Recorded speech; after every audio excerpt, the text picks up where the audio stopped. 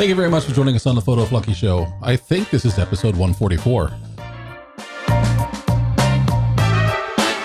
Well, whatever episode it is, we're talking about good light versus bad light today.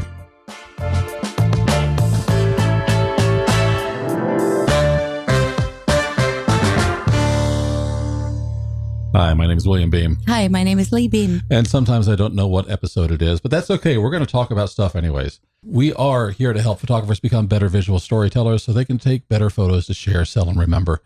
I want to let you know before we get started, show notes are going to be available at williambeem.com/episode 144. I don't know if that's really the episode number, but it is now. Yeah. I hope we didn't have a 144 before this. No, we didn't have a 144 before this, but I don't know if we had a 143. Then next week we'll scare everybody for late Halloween. You'd think that I would actually look at my records before I did this. But that's okay. It doesn't matter. It doesn't change the topic at all. As I said, today we're going to be talking about good light versus bad light. And the three things that we kind of want you to be able to take away from this is, what does that really mean? It's like, what is good light or bad light? What does it really mean for your subject? And how can you evaluate the light around you? We're going to be talking about that.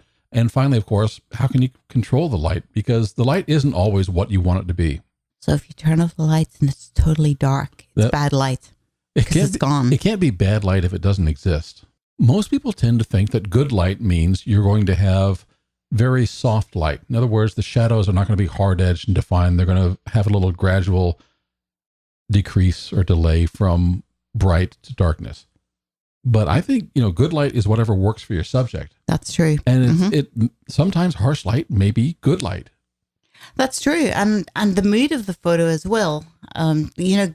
Harsh light can be very good if you want something very stark and defined, if you want stark contrasts. And sometimes you do want that. One of the reasons I wanted to bring this up is I've heard a number of people, and probably myself said this too. People say, oh, don't go out and shoot at high noon. It's bad light.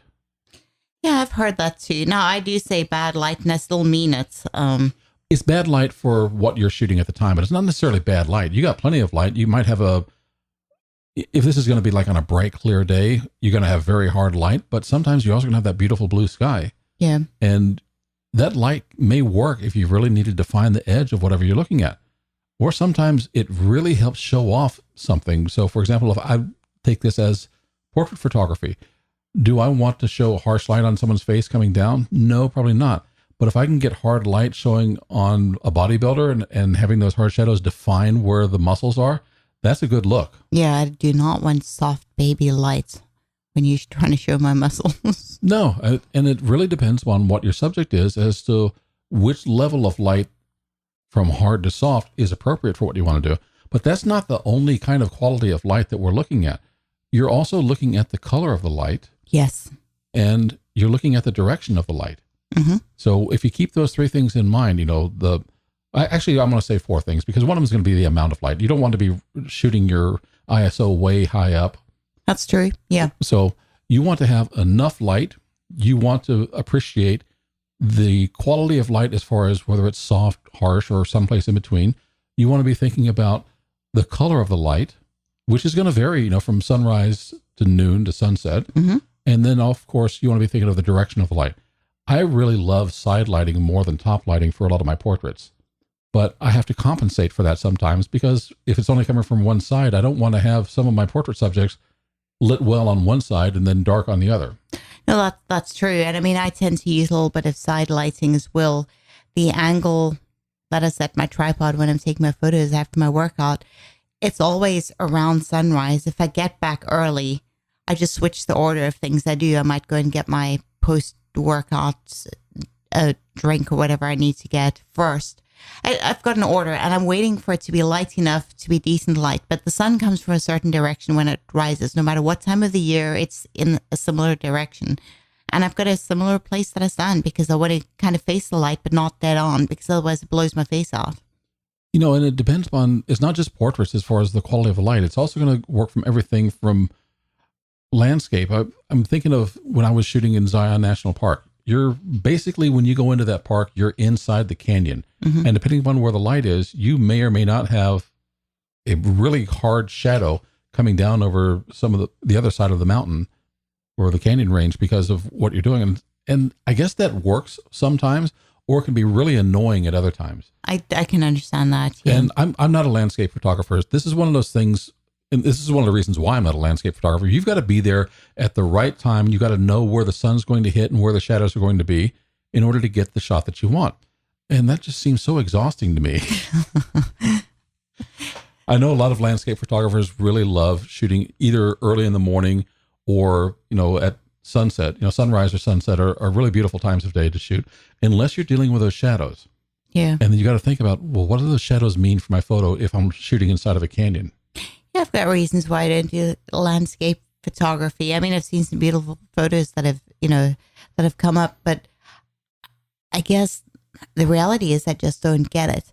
When you talk about a lot of work, I look at the portrait photography setup, and to me, like setting up stuff for a studio, that to me is a lot of work. It is a lot of work, and it's not necessarily, we were just talking about this yesterday, but the reason that I think you're bringing this up is because I don't really like setting up, but I do like having the photos. Yeah. And that's how I get them. But also, you've done it enough times that you know what you need and where you need it, at least to the point that it just comes to some minor or medium adjustments. There's nothing radical that completely aborts your photo shoot.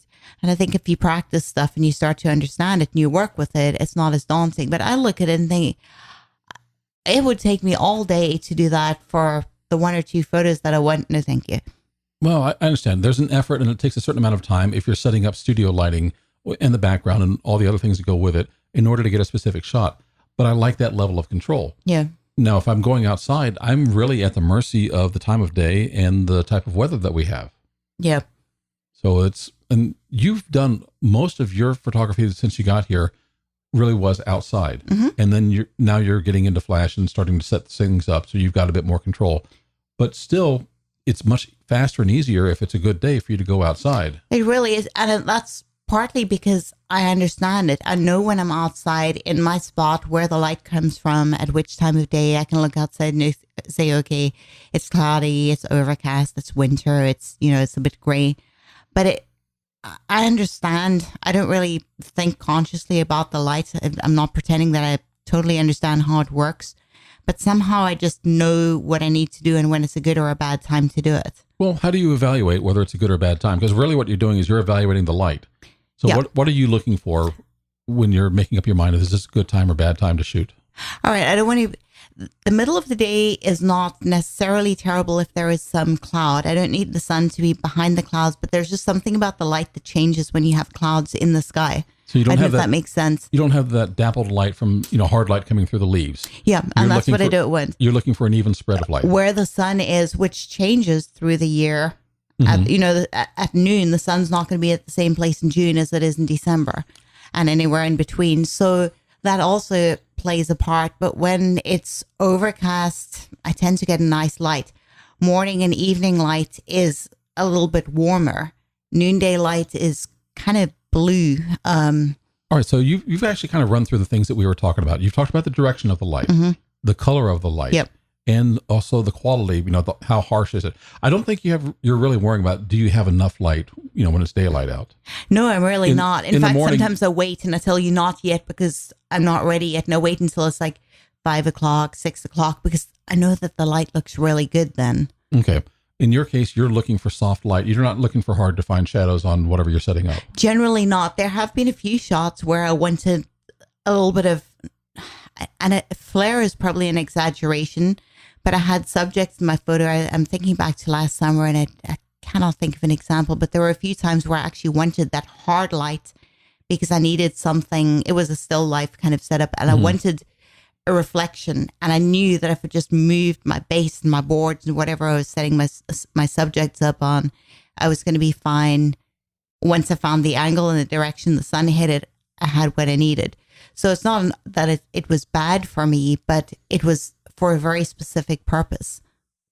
We had basically a very specific kind of lighting set up with the basically the bodybuilder that we were shooting with a little while back. Mm-hmm. I chose to light her. The key light was a beauty dish, which is a hard light source. Yeah. But her body could take it. Yes. And not just because of her skin. I mean, she was in fantastic shape, but we wanted to have those shadows to define her muscles. And this is the kind of thing, you put up a nice big soft box, if she were dressed up, for Christmas in a sweater and everything, it might be fine lighting for that. But for someone who's standing there in a bikini trying to show that she's got abs and other muscles on that, you want to have those shadows. You want to have that hard light to kind of define who and what she is and what she does. And I've said this many times before, shadows are your friend. Yep. It's if I lit that everything full frontal and just eliminated all shadows, that would be bad light. Absolutely. But what we did in this particular case was kind of a 3-point lighting system. So I had the beauty dish as my key light on her.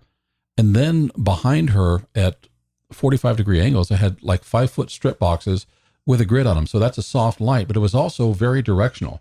I wanted to make sure those lights hit like the edge of her body to kind of give a little bit of her separation from the background. Yep. And that's how she stood out. And I just remember, I've complained about this before. I hated the environment, but she looked at those photos and she really loved them. She still talks about them. I don't think she's ever had another photographer that, was in that field that had ever done lighting quite that way. Nope.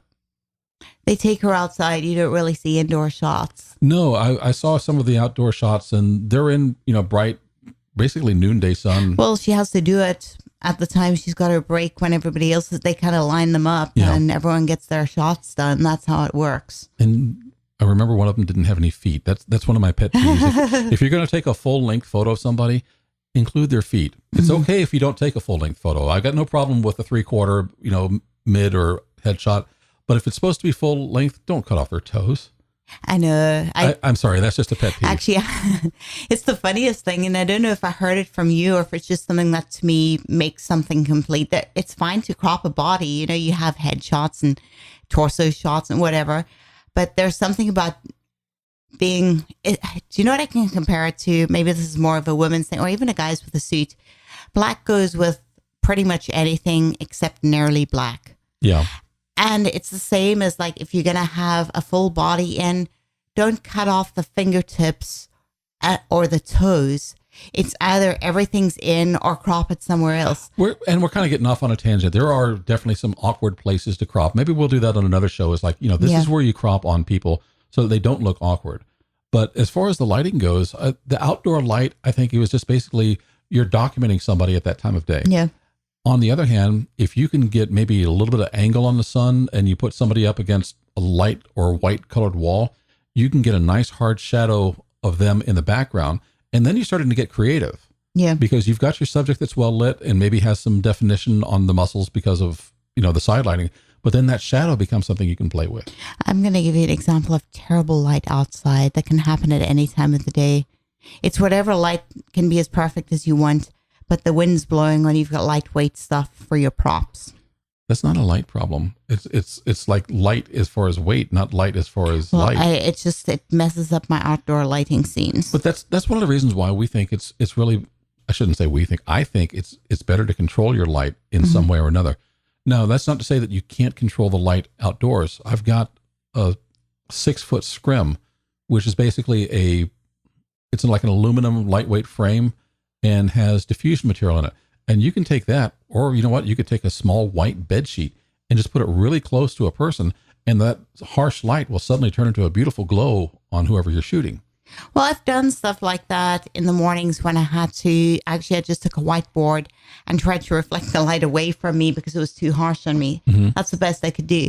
And it's not that I don't care for the strobe lights and the lighting setup, but it really depends on what I need to do. If I want to take something very specific or something, I don't want to say important, but something special, like I'm doing a product photo, or I'm doing something that has meaning to me and I really want to get it right, it's a little bit different, and I'm willing to put more time into something, or a series of shots where I can set up the lighting and everything, and then put my different subjects and sets in there and make the most of the fact that I had to set up and pack away. It's like driving a long way for a picnic. You know what I mean? Instead of going for a vacation. When I'm outside in the morning, I do this every day. And for me to take my photos, even if I want to take a photo of shoes or a drink or something outside, honestly, I have a time limit for myself and I try and be efficient with it. And a maximum of 10 minutes includes taking the photos, lightly processing the photos, uploading them, putting the graphics on, captioning them, and they should be posted.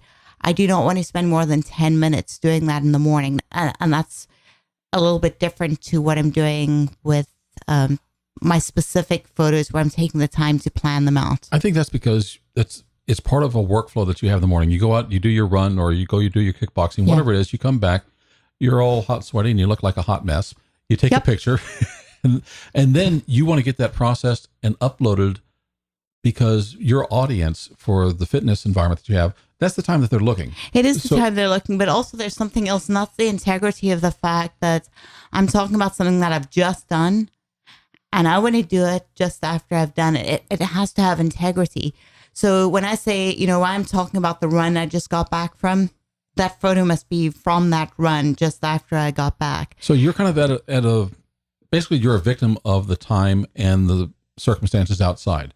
I am. But there's still a way to control that light. And really there are two things that you keep in mind for this. If you're running into a situation where you can't control the time of day or the type of available light that you're dealing with, you can either bounce it off of something or you can diffuse it and get kind of a softer look if that's what you're after. Mm-hmm. I think the hard lighting, like you said, there's times that I really do want hard lighting. I've been in a studio environment before and I put on a reflector and I shot a model because I wanted to make the light look hard and have those shadows on the scene that we were working on. It's not everybody that needs to get, the soft baby light. Yeah. But I think for working outdoors, really, if you can get a diffuser or a bounce card, those two things can really help you set up or control the light the way you want to. Mm-hmm. Now, the thing you have to keep in mind is light will pick up colors whenever it either bounces off something or passes through something. Yep. So if you've got light with color and you let it pass through something white, at worst case, it'll be the same color when it comes through. But in best case, it might actually scatter enough and pick up the white qualities and kind of knock some of that color out. Does that not depend where you place your little bounce card? Well, I was talking about diffusion there. Diffusion. The bounce card, yeah. If you bounce light off of a green wall, well, you're going to get green light coming back at you.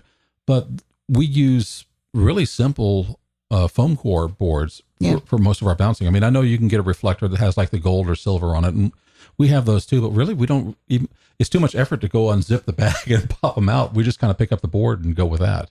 Yeah, I've actually borrowed all kinds of things like a broom. I've taken a broom and a shovel out of the garage and kind of made them into a T and leaned something against it. You guys would see my sophisticated photography setups. They are just so classy. But the fun part is it doesn't matter what tools you use if you get the desired result. People don't know what's underneath there. I mean, sometimes you look at something really cool, and you're happy with it for years and years, and then you go around the back and see how it's been wired or plumbed or piped or set up, and you go, "Oh my goodness, it worked." It does. And I guess what we want to say is you can work with the available light and you can control available light to some extent. If you're going into a smoky bar that has, those amber lights around, you're not going to turn that into white light. We should get some cigars. I don't smoke. Neither do I. What are we going to do with cigars? Smoky light. All right. What does this have to do with the topic? You talked about smoky light. I've got smoke in a can. If you go into a smoke-filled bar with a lot of amber lights inside, you're not going to turn that into white light. But then again, you don't want to. That lighting and the haze in the atmosphere is part of the character of the location that you're at.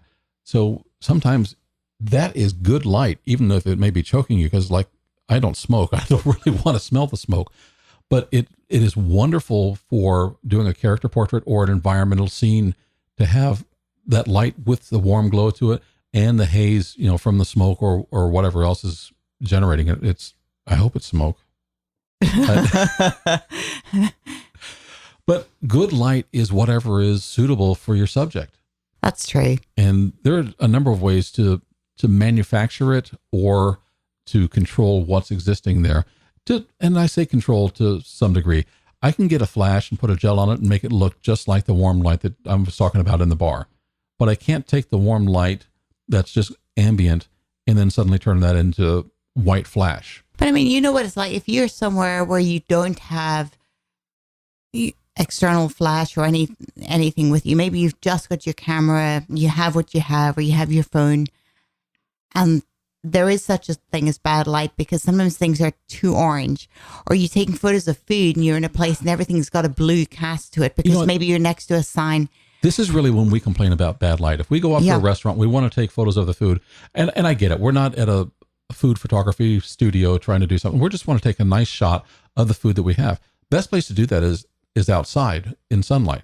When we try to do it indoors, usually we've got that yellow cast of light, or maybe the lights are just directly overhead and they cast shadows on the table or the food if you put your camera anywhere near it. Why has nobody come up with the idea of, everybody's posting food photos and food reviews and food videos and all kinds of stuff. It's like human people have been obsessed with food since ever.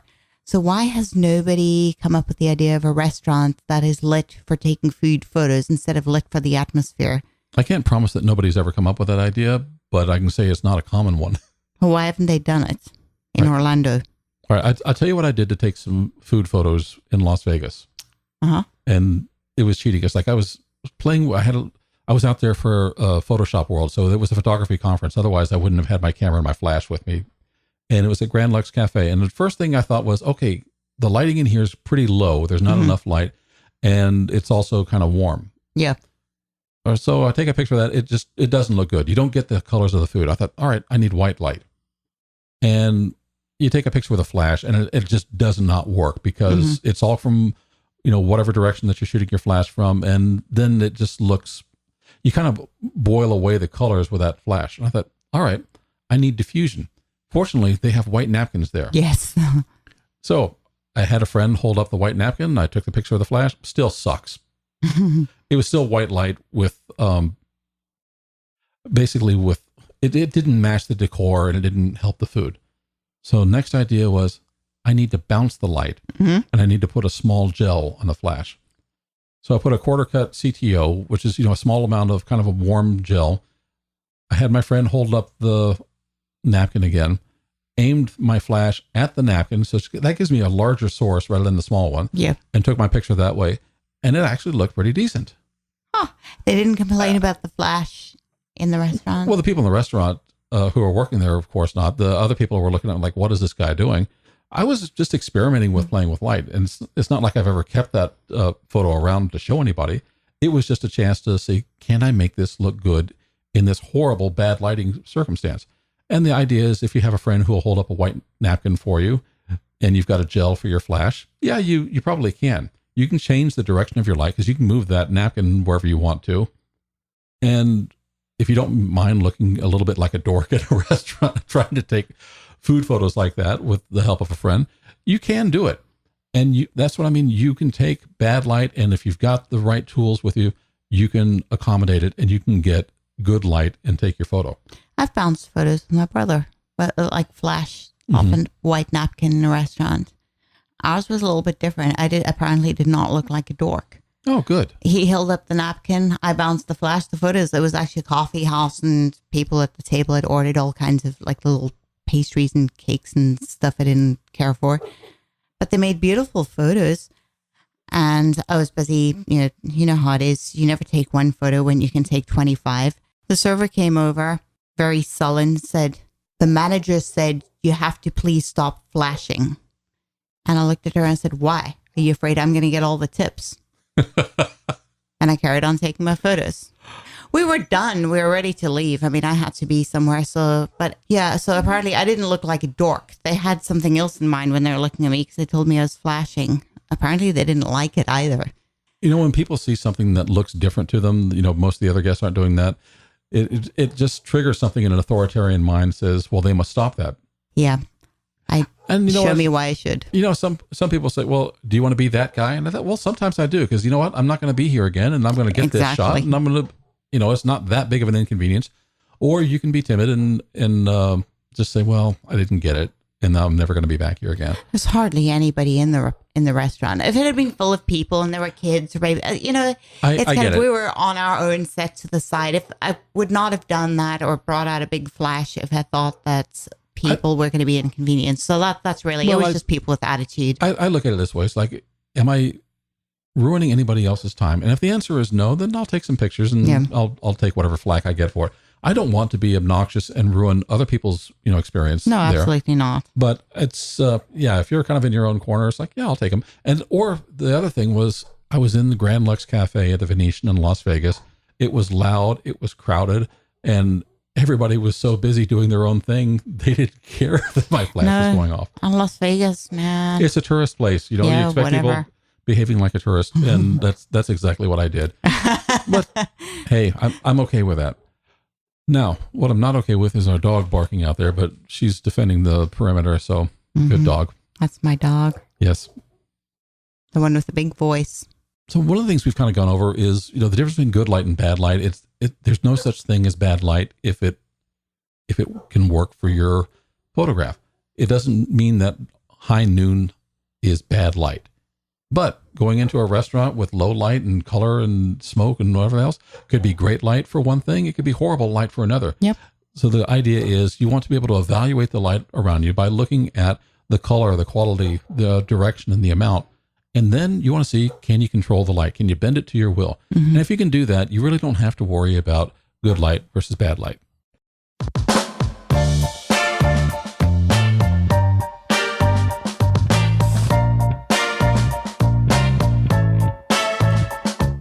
Thank you so much for joining us on the Photo Flunky Show. Again, this was episode 144. So you can find the show notes at williambeam.com/episode 144. Hey, we would absolutely love it if you would subscribe to the show on iTunes. You can go to williambeam.com/iTunes. If you got a subscribe button on your phone or whatever you're listening to, go ahead and hit it. Also, go to photoflunky.com. We've kind of revamped the page there. There's a player right there for you to listen to. And there are links to subscribe not only on iTunes, but on Spotify, on iHeartRadio, and Google Play Music. Thank you so much. We'll see you again next week.